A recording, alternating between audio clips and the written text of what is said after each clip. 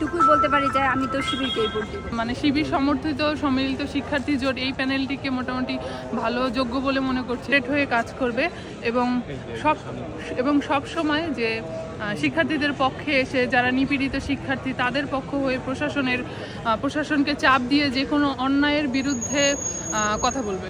মোটামুটি আমি দেখতেছি সব প্যানেলই মোটামুটি ভালো, কিন্তু তার মধ্যেও শিবিরকে মোটামুটি আমাদের মানে শিবির সমর্থিত সম্মিলিত শিক্ষার্থী জোট এই প্যানেলটিকে মোটামুটি ভালো যোগ্য বলে মনে করছে এবং এরা নিরাপদ একটা ক্যাম্পাস বিনির্মাণে সাহায্য করতে পারবে। আমার নির্দিষ্ট কারণ বলতে যারা শিবির প্যানেলে দাঁড়িয়েছে ভিপি, জিএস, এজিএস, এরা পূর্বেও এই 5ই আগস্টের আগে যারা জুলাই আন্দোলনে তারা সম্মুখ সারির যোদ্ধা হিসেবে কাজ করেছে এবং তারাই ওখানে নেতৃত্ব দিয়েছিল, পাশাপাশি আরও অনেকেই দিয়েছিল এবং 5ই আগস্টের পরবর্তীতেও তারা খুব ভালোভাবে যে কোনো আন্দোলনে, যেমন পোষ্য কোটা হোক বা যে কোনো নারী হেনস্থার যে কোনো আন্দোলনে তারা ভালো একটা ভূমিকা পালন করেছে। এছাড়াও যারা প্রথম সারির পদগুলো বাদেও যদি বিতর্ক এবং সাহিত্য পদে দেখি বা অন্যান্য পদেও তাদের মানে যথেষ্ট যোগ্য সম্পন্ন আমি দেখি প্রার্থী আছে এবং তারা এর আগেও সামাজিক হোক বা তাদের সংগঠন, তাদের পদ সম্পর্কিত যে কাজগুলো তারা খুব ভালোভাবেই সংগঠনে করে গেছে। এজন্য আমি তো এ পর্যন্ত নারী বিতর্ক বলতে হচ্ছে নানা মুখে নির্বাচিত হলে আপনাকে জোর করে পর্দা করাবে, এই বিষয়গুলো নিয়ে এগুলো আসলে শোনা কথা ব্যতীত আমার কাছে কিছু মনে হয় না। আজ অবধি আমি কোথাও দেখিনি যে শিবির কাউকে জোর করে হিজাব পরিয়েছে বা বোরখা পরিয়েছে বা নিকাব করিয়েছে। এগুলো আমার কাছে আসলে লোকমুখে শোনা কথা, আর তাদের বিপক্ষে হয়তো অনেকে প্রোপাগান্ডা চালানোর জন্য এগুলো বলতে পারে বলে আমার মনে হয়। আর নারীরা আসলে শিবির নেতৃত্বের কাছে কতটা নিরাপদ?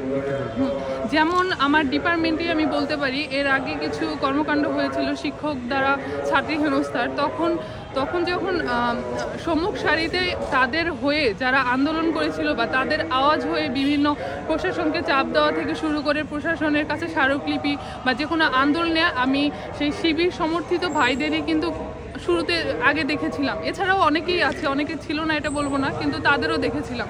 তাহলে তারা যদি নারীদের সাপোর্ট না করতো নিশ্চয়ই তারা আগে আসতো না।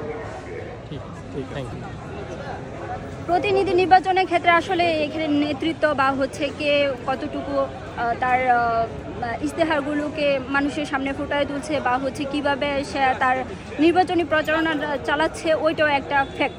তো সেই তুলনায় দেখা যাচ্ছে যে মানে সম্মিলিত শিক্ষার্থী জোট একটু এগিয়ে আছে। আর আমরা বিগত যে ডাকসুতে দেখলাম যে মানে তাদের যেই মানে সুফলটা তারা ভোগ করতেছে, এখন আমরাও হয়তো ওই সুফলটা পেতে যাচ্ছি, এটুকু বিশ্বাস করতে পারি। আর হচ্ছে এই জন্য মূলত মানে ওই সম্মিলিত শিক্ষার্থী জোটটা একটু এগিয়ে আছে।